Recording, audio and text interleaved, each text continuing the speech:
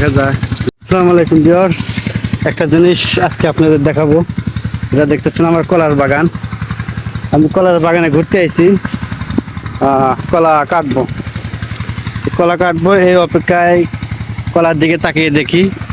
এই দেখেন, এটা দেখা যায় ভিউয়ার্স, এই যে কত সুন্দর করে দুটো ডিম পেড়ে কলার ভিতরে ঘুঘু পাখি, আমরা এটা বলি ঘুঘু পাখি, কলার ভিতরে ডিম পেড়ে রেখে দিয়েছে। তো এখন কি আমার এই কলাটা কাটা সম্ভব?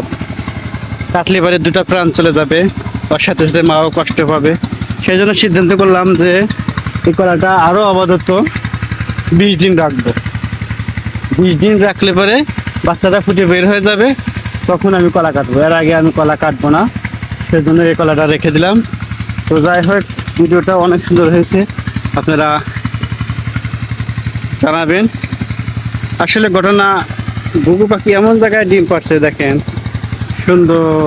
এখানে মনে করছেন যে কেউ রেখেছে, না রাখেনি, এটা শুধু পাখি বেশি বাসা করেছে। এরকম কলার বাগান আরো আছে। এই যে কলা দেখছেন, এই যে এটা একটা আছে, এটা কাটবো, এটা কেটে বিক্রি করে দেব। কিন্তু ওটা এখন কাটা যাবে না, কারণ ওটাতে আমার পাখি বাসা করেছে। পাখির বাসায় নষ্ট করা যাবে না, সেই জন্য সিদ্ধান্ত নিয়ে এসেছি ওটা রেখে অন্যগুলা কাটবো।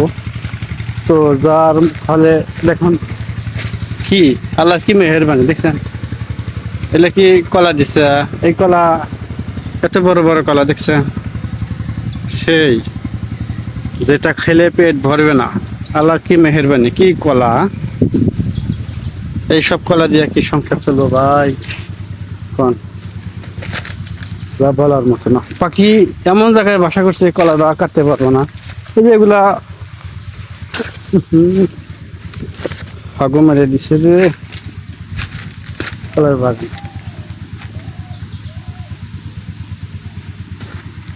আইলাম নাকি আল্লাহ জানে, আমার দিকে তাকাইয়া। তো কলার বাগানে এটা একটা লোড বেশি, সেজন্য আমি কিন্তু দেখেন বাঁশ দিয়ে বেঁধে রাখছি যাতে হেলে না পারে।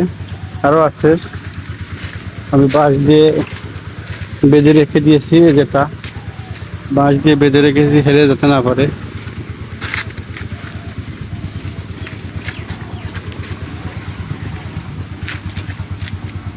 তো যাই হোক, দুপুরবেলা রোদের সময় ভিডিওটি বানালাম, কে বা হবে জানি না।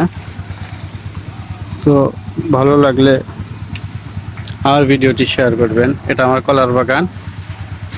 আমি কলার বাগানে এসে মাঝে মাঝে ভিডিও বানাই এবং পরিশ্রম করি, শ্রম। আমরা কৃষক। ধন্যবাদ, ভালো থাকবেন।